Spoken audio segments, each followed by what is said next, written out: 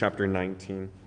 Okay, you don't see too much, that's fine. So we'll go ahead and get started. So if y'all remember, I do want to give a quick recap of chapter 18. That was the showdown between Elijah and the prophets of Baal. It was a great scene. Everything was the way it was set up on Mount Carmel between the prophets of Baal and Elijah, how they had this whole big showdown that, to prove whose God was actually real. All the people of Israel got to see it, and we saw that day, the Lord prevail. We saw Elijah, his faith was strong enough that the Lord was able to show to them.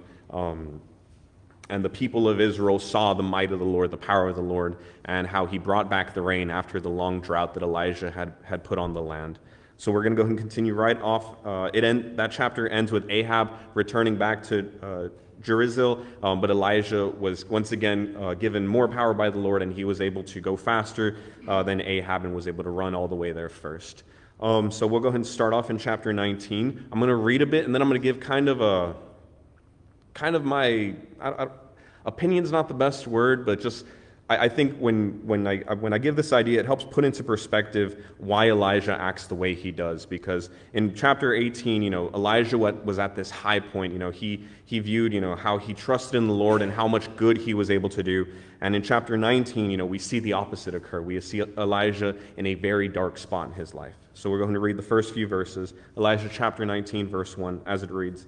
Ahab told Jezebel all that Elijah had done and how he had killed all the prophets with the sword.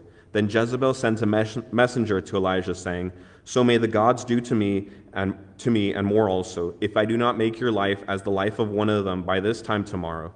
Then he was afraid, and he arose and ran for his life and came to Beersheba, which belongs to Judah, and left his servant there. But he himself went a day's journey into the wilderness and came and sat down under a broom tree. And he had asked that he might die, saying, It is enough now, O Lord, take away my life, for I am no better than my fathers. And he lay down and slept under a broom tree. And behold, an angel touched him and said to him, Arise and eat. And he looked, and behold, there was at his head a cake baked on hot stones and a jar of water. And he ate and drank and lay down again. And the angel of the Lord came again a second time and touched him and said, Arise and eat, for the journey is too great for you. And he arose and ate and drank and went with the strength of that food 40 days and 40 nights to Horeb, the mount of God. I'm going to make a comment about that food in a minute. Anyways, there's a few points that we get from these verses. The first thing, obviously we see Elijah, he flees Jezebel. He hears the threat from Jezebel. Even after this great event occurred in the chapter before, all the land of Israel, knew that God was real and that the prophets of Baal were liars, and, they were struck down as a result. Jezebel still denied God, even after that great miracle. And because of her influence on the land, she was able to scare Elijah away. And that fear, Elijah felt that fear. He, as a result, lost faith in the Lord. Even after everything had occurred in chapter 18, he was worried, so he ran away. In my Bible, it has a little notes on the bottom where people give commentary. It's not inspired or anything, so whenever I read it, I always have to take it with a grain of salt. But reading that commentary, they were talking about how the distance that he traveled from where Jezebel was to Beersheba, which was in Judah, that was about 120 miles, because it's so about 5 days that he traveled by walking and running. To give an idea of that, that would be like if I ran from here to a little bit before Corpus. I put in Google Maps. From here to Corpus, about 150 miles. So you can think just running all that much, just because you feared this woman, you feared what she was going to do to you. That's how much fear Elijah had in himself, despite the faith that he once had. And as a result, we read here how Elijah just felt ruined as a result. Now this is, and then finally the last point in this section of the chapter is how despite this fear that Elijah had, the Lord still comforted him, the Lord still protected him. And he still provided for him. He gave him a small shelter, similar to the shelter they had a couple chapters earlier when he was living by the creek. He had a small tree taking care of him, and he woke up and the Lord miraculously gave him some food, which gave him energy. And in turn, Elijah, recognized he needed to speak with the Lord, and it talks about how he traveled for 40 days and 40 nights to Horeb, the mount of God. I'll comment about that in a bit later, actually. But one of the things that I kind of, when I was reading this and studying it and thinking about it, there was a couple of things that came to that were pointed out to me. The first thing was how Jezebel was immediately able to send a messenger to Elijah. If you read a couple chapters earlier, King Ahab and Queen Jezebel, they couldn't find Elijah. They wanted to kill him because of the drought that he struck on the land, but the Lord was able to watch him. The Lord was able to keep him safe. He kept him hidden. And yet now, after this big event in chapter 18 occurred, Queen Jezebel was easily able to send a messenger to him, and she issued a threat like, I'm going to get you and I'm going to kill you. So she knew where he was. So I think... there's many questions that can be asked from that. Why was it so much easier for Elijah to be found now? What I personally believe is Elijah felt that his work was completed. In chapter 18, he felt that big showdown was going to change everyone's hearts and minds. They were going to see the might of the Lord. So he was no longer worried. He was no longer asking the Lord to protect him, to keep him hidden. He essentially exposed himself. Possibly was in the city, preaching and teaching others and such. We don't know what he was doing, but regardless, he made his presence known. And I think that implies, that he felt his work was done. And then this threat comes to him, and he doesn't trust in the Lord, and he immediately runs away. A second point is how in the previous chapters, we see Elijah. He traveled a lot from place to place. He was at the creek, and then he traveled with the widows at the widow's house. He was there for a bit, and then he went to go meet King Ahab. All of those events, God told him to go do those things. God told him, go to this place, go to that place, go to this place. But in this chapter, he is not commanded by the Lord to go to those places. He's not commanded by the Lord to escape Israel. Instead, it says that he fled on his own. He went all the way to the land of Judah, to the southern kingdom. He left his servant there, and then he ran into the wilderness. Nowhere does it state that the Lord told him to do this. This was his decision. So we see a bit of a shift in how Elijah is acting, how he's no longer trusting in the Lord, and as a result, he has this fear. He's trusting in himself as a result. So we're going to continue on to verse 9. Here, the Lord speaks to Elijah. So in the previous section, it talks about how Elijah goes to Mount Horeb, and this is what occurs here. Reading in verse 9. If anyone has any comments or any questions, feel free to ask. I always want to bring that up just in case. Okay, verse 9, as it reads. Then he came to a cave and lodged in it. And behold, the word of the Lord came to him, and he said to him, "What are you doing here, Elijah?" He said, "I have been very jealous for the Lord, the God of hosts. For the people of Israel have forsaken your covenant, thrown down your altars, and killed your prophets with the sword. And I, even I only, am left. And they seek my life to take it away." And he said, "Go out and stand on the mount before the Lord." And behold, the Lord passed by, and a great and strong wind tore the mountain, and broke in pieces the rocks before the Lord. But the Lord was not in the wind. And after the wind, an earthquake, but the Lord was not in the earthquake. And after the earthquake, a fire, but the Lord was not in the fire. And after the fire, the sound of a low whisper. And when Elijah heard it, he wrapped his face in his cloak, and went out and stood at the entrance of the cave. And behold, there came a voice to him and said, "What are you doing here, Elijah?"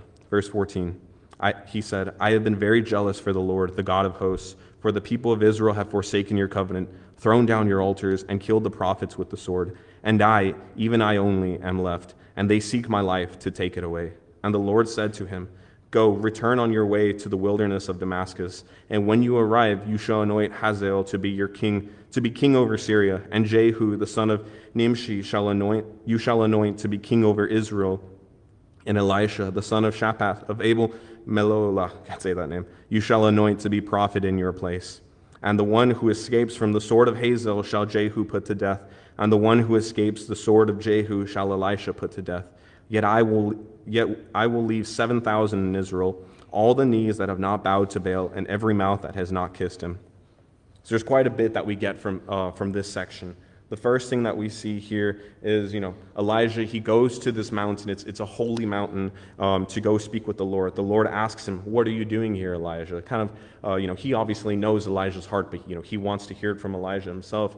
And Elijah describes to him this fear, this frustration that he has, "I've done these great things for you, Lord. I've been very zealous for you." And this, in the ESV, they use the word jealous, describing how much love he had for the Lord and how he feels that it was all in vain. The people, they choose not to follow you. They choose to trust their king and Queen Jezebel and King Ahab. So he shows this level of fear, this loss of faith that he's had. But then the Lord displays his power to him. He shows him how with the winds he can break the rocks, the mountains, how he can cause a great earthquake, cause a great fire. He shows this to Elijah so that Elijah can see the great might of the Lord that he is serving, of the God that he is serving. And yet he decides to have his voice come out from a whisper. His voice wasn't from those other things that he brought, from those great powerful things, but rather from a small whisper. And I'll get into talking about that a little more right now in a minute. Once again, the Lord asks him, "Why are you here?" Hoping that with this great show of power, Elijah's heart would change. Recognize that he is serving the one true God, the one powerful God. And Elijah answers the same thing, with this doubt in his heart, with this fear, saying, "I've done so much for you, Lord. The people haven't changed. I want to give up at this point." So God, he doesn't scold him, but he simply tells him, "I have more work for you to do." With his reply being the same as the first, he tells him, "I need you to go do a few more things. I need you to first go anoint what was his name? Hazael to be the king of Syria. I need you to anoint Jehu to be the new king of Israel, and I need you to anoint Elisha to be the new prophet." Essentially telling him, you're going to lead these things, and as a result, history is going to change. You're going to, with your voice, you're going to decree these things, and events are going to unfold. You may not participate in them. Spoilers, he doesn't participate in those events, but he does those things for the Lord. So that's what we see here from this section. And the final section is the call of Elisha. Yes? Mm-hmm. Do you think Elijah and ourselves also sometimes we can get caught up in self-pity? Absolutely. And think that we're the only ones doing whatever we have to be doing, and we don't realize that God is using different other people. Mm-hmm. Absolutely. Always, and that's something maybe it's making Jesus sometimes to divert us from continuing to serve God like we need to. Yeah, it's very easy, unfortunately, for us to get discouraged when we're caught up in our own troubles. We kind of think like, oh, no one else is wanting to do anything. But if you look, it's very easy to find Christians all around the world, working to serve Jesus in their own ways. Sometimes I know many Christians here in the U.S., we feel, people in the United States, they don't want to follow God. They're too caught up in their own lives and such. But you look in the world, and there's countless people that are still have open hearts, that still wish to turn to God. And even in the U.S., it might be a little harder, but that doesn't mean it's impossible. Far from it. And I, like you mentioned, it's very important to bring that up. And later on, I'm going to bring up once again verse 18, how the Lord talks about there, that there are 7,000 other people in the land of Israel who still chosen to be faithful to the Lord. Elijah has felt the past few chapters he's the only one. He's the only person standing for God, and that's why he feels this despair and this discouragement. Yet the Lord, assures him, "You're not the only one. There are others. You might not see them, but that's okay. I have tasks for them to do. You focus on doing what I tell you to do." Thank you, Andy. But yeah, we'll go ahead and read this last section right now, and then we'll get to the gleanings of the text. Verse 19, as it reads, "So he departed from there and found Elisha, the son of Shaphat, who was plowing with 12 yoke of oxen in front of him, and he was with the 12th. Elijah passed by him and cast his cloak upon him. And he left the oxen and ran after Elijah and said," okay, so sorry if I'm mistaking the names, Elisha and Elijah, so if you want to read along just in case I mess up. This is Elisha telling Elijah in verse 20. "He left the oxen and ran after Elijah and said, 'Let me kiss my father and my mother, and then I will follow you.' And he said to him, 'Go back again, for what have I done to you?'" Verse 21. "And he returned," this is Elisha, "from following him, and took the yoke of oxen and sacrificed them and boiled their flesh with the yoke of the oxen and gave it to the people, and they ate. Then he arose and went after Elijah and assisted him." So here we see, Elijah, the first prophet, goes to get his follower, his successor, Elisha.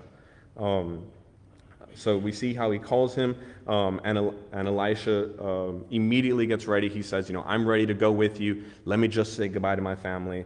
And not only does he say goodbye to them, he kills his oxen and sacrifices them so that his family can eat, the people can eat, and then he departs from his previous work.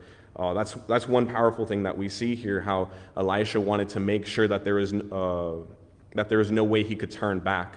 he wanted to kill this oxen. This was his source of income for many years. He wanted to get rid of it and, give it to his family so they could eat, but he wanted to make sure that he wouldn't be tempted, because imagine if he didn't kill the oxen and serve it to his family. 6 months, a year later, he's working with Elijah, and then he says, oh, maybe I should return home. I still got all my tools and my oxen there. I can go plow the fields again, make a living, live a comfortable life. But he wanted to make sure to wipe that so that he wouldn't have to occur. It's like he wouldn't have that temptation to go back. It would be like if I was working a tech job and I decided, I no longer wish to do this. I only wish to serve the Lord. It would be like as if I threw out all my computer stuff, all my technology stuff, just got rid of it, to make sure that I wouldn't be tempted to go back to that, and I only wanted to serve the Lord. Yes, sir.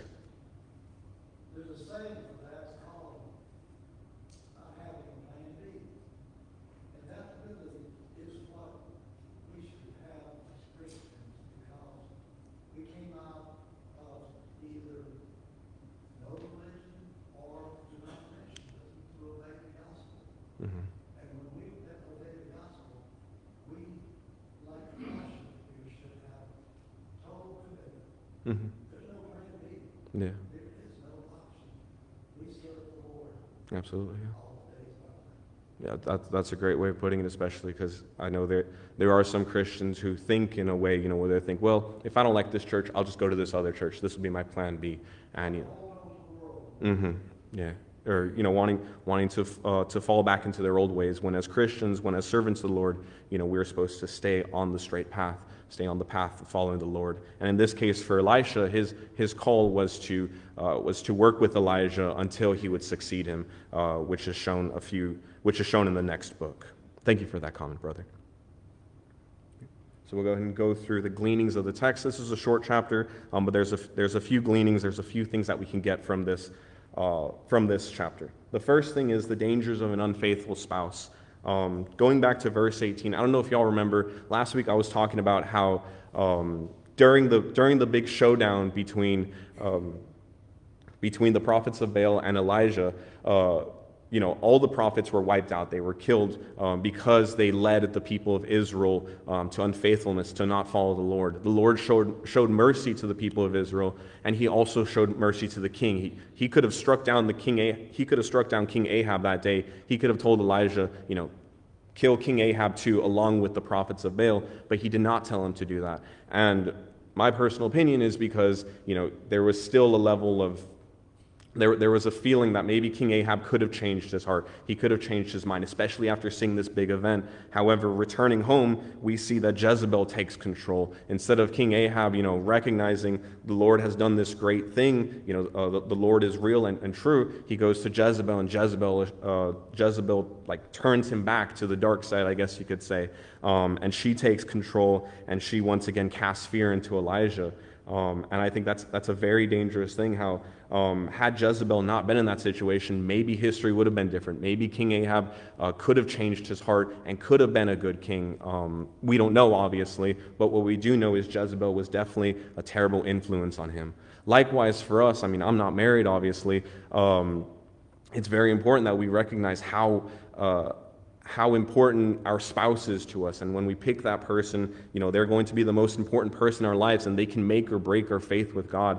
They can lead us to, they can support us to where we can be a strong Christian, where the husband and wife can work to serve the Lord in great ways. But a spouse can also be a negative influence. They can encourage you to not go to church. They can encourage you to not attend fellowship with your brothers and sisters. They can encourage you to go into sin. So it's very important to recognize how an unfaithful spouse can be a great negative in your faith. So, and also recognize that as a Christian, are you being a negative influence on your spouse?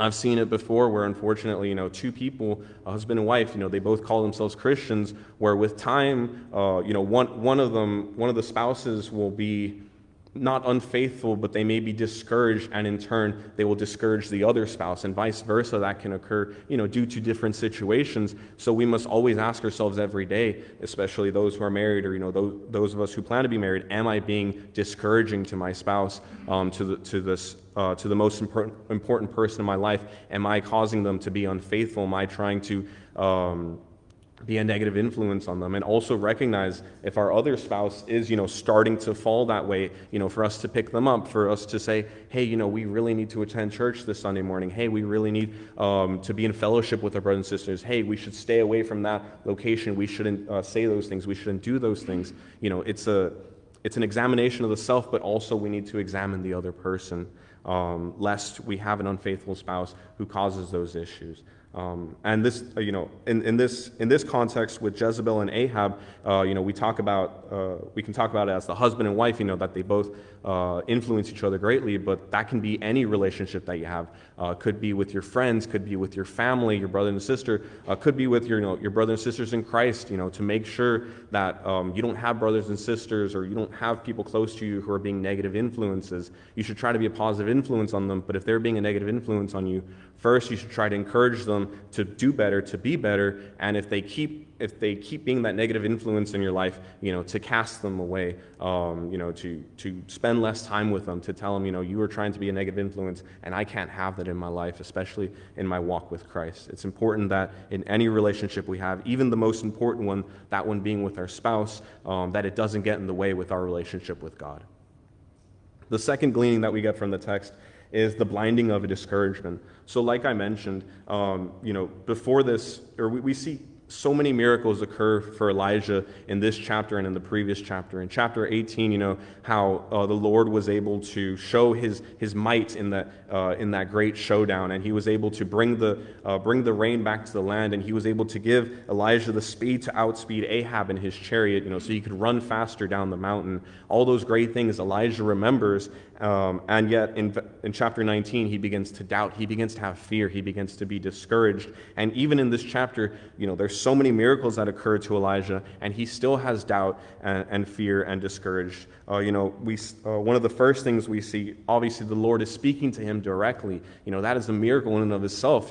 None of us have ever had that occur. The closest thing we can get to speaking with God is speaking to him with our Bibles, and this is a great tool. But the fact that Elijah gets to have these conversations with the Lord himself, the one most powerful, and still have this discouragement, we must recognize how powerful of a tool discouragement can be, and to not be dissuaded by that. I was bringing up the comment about the food that he ate, how an angel brought to him this miraculous food, the bread and the water, and how it gave him energy for 40 days. Personally, one of my favorite activities to do in my free time is go to the gym and work out. And, I like to lift heavy stuff and put it back down, all that stuff, whatever, right? I love it. It's a lot of fun. But before I go to the gym, I always have to make sure I eat plenty of food so I have energy to move all that heavy stuff. And then after the gym, I'm tired and I'm hungry, so I need to eat again. So this guy, he just gets to drink some water and bread, and it gives him energy for 40 days to travel, across this rugged terrain to Mount Horeb. So that is some miraculous food. I'll tell you that much. That was the comments I wanted to make earlier. So, he has this miracle occur to him with this, miraculous food, this powerful food, the superfood, I guess you could call it. What is it? And then afterwards, how he speaks with the Lord once again, and the Lord shows him these great mighty things. He shows him, the power of the wind that's able to break rocks. He's able to show him this great earthquake, this great fire, and yet the Lord's voice was shown in a whisper. All these miracles occurred, and Elijah still had this doubt in him. He still had this discouragement. So, we have to make sure that we don't fall to discouragement. It's a very powerful tool that Satan uses to tempt us, to steer us away from God, and we need to remind ourselves of the miracles that God has done in our lives, the blessings that he's brought upon us, whether it be the people that we have in our lives, and the greatest blessing of all, of being forgiven of our sins, and how we no longer have to have the fear of sin, and as Christians we will be saved and be with the Lord one day in heaven. So it's important that every day we examine ourselves and ask, am I being discouraged? Am I discouraged? How am I discouraged? How can I work to fix that? Should I try to speak with my brothers and sisters? Should I look to the Bible? Should I pray to the Lord? It's a self-examination thing we have to do every day, lest we become like Elijah in the situation and begin to doubt and begin to fear.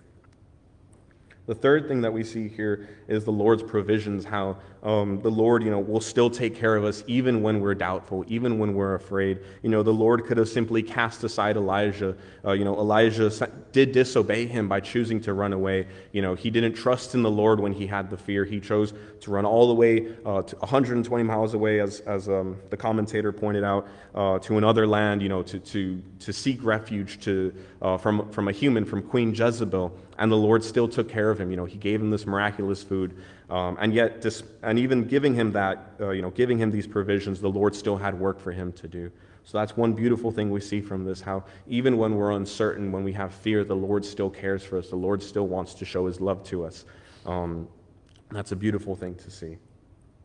And going back to what I was talking about earlier about the blinding of discouragement, how powerful the Lord is. This chapter reminds us, we often feel the winds and stuff, but we've never felt winds that are strong enough to break rocks. And this is what Elijah saw, and the Lord was able to cast those winds, how he was able to immediately cause an earthquake in the land and cause a great fire. We see that from this chapter, how powerful the Lord is. With just his voice, he can cause those great and mighty things to occur. And also to recognize the power of a whisper. So this is kind of my reading into the text, but the reason why I believe, at the very least, why the Lord spoke to him, why his voice was found in a whisper, was to point out to Elijah, how the work of the Lord that was to be done wasn't going to be done through great, powerful things. The Lord wasn't going to overthrow Ahab and Jezebel with a mighty earthquake or mighty winds or mighty fires, but rather he was going to have a whisper. He was going to have Elijah, go out and say a few things. He was going to have him anoint a new king in Syria, anoint a new king in Israel, and anoint a new prophet in Elijah. That's where the Lord was to be found. Not in these great and powerful things, but the Lord's will was going to be found through his work, through the voice, and in turn that would cause history to go forth. And that's what he wanted Elijah to get out of it, that the Lord can do all these powerful things. He can topple King Ahab and Queen Jezebel with his power, but that wasn't how he was going to do things. He was going to have his prophets speak, and from that the Lord's will would be done. Another thing that we see, like Andy pointed out earlier, verse 18, how we're not always going to see all the good that the Lord does. Like I was talking about, how Elijah felt very discouraged, and one of the reasons why he felt discouraged was because he believed that there weren't others out there willing to serve the Lord. He felt that he was the only one, and yet the Lord reminds him, there are 7,000 other people out there in the land who are doing my will, who haven't bent the knee to Baal. And I think that's a very powerful thing to remind ourselves, that we aren't alone. Here in the church, I have about 99 other brethren here who wish to follow the Lord. So whenever I feel discouraged, I know I can fall upon you all to encourage me, so that we can keep working for the Lord and doing what he commands of us. And likewise, it's important that we encourage each other and recognize that we aren't alone. And, I don't get to see all the works that BC does from day to day, but I know that he is out there serving the Lord. I don't get to see all the works that Sebastian does day to day, and he's my roommate, but I know that he is serving the Lord in his own path. And it's important that we recognize that we're not alone in this, and that each one of us as Christians, we're doing what we can to serve the Lord in our day-to-day lives. The final point from this chapter is from the last section. The last gleaning that I got from this chapter was from the last section, the call of Elisha, and how a working man is a useful man. We see, of all the people that God could have picked to succeed Elijah, to be the new prophet, he picked Elisha. And who was Elisha? Well, Elisha wasn't some highborn person. He didn't have land and deeds to his name. He didn't have great influence, but what he did have was he was a working man. Elijah found him, working with his ox, toiling the fields, essentially being a farmer. And farm work is not easy work. I know Andy can attest to that. And that's what the Lord wanted. He wanted someone who was already working, someone who was active. And not only that, but we see how Elisha Elisha, as soon as he was told to serve the Lord, to go with Elijah and to do what the Lord commanded, he was ready to do that. How, like I mentioned, he got rid of his ox so that he wouldn't be tempted to turn back. He said goodbye to his parents, and he made the rest, and he turned his life so that he could serve the Lord and be his prophet. And it's important to ask ourselves, are we the working man? Are we trying to work for the Lord? And use our time to benefit him, whether it be serving in the church, doing Bible studies, or on our own, simply studying the Bible, praying to the Lord, dedicating time to him. How useful are we to the Lord? If the Lord finds us, is he going to find us simply slacking and being lazy, which I know is an easy temptation, something that I know for me is one of my biggest temptations. I want to sit around for 36 hours a day just to chill in my bed, but I know that's not what the Lord wants from me. I know the Lord wants for me to do more, to be more. Likewise, it's the same for all of us. We need to ask ourselves, are we being useful for the Lord, constantly working for him in any way?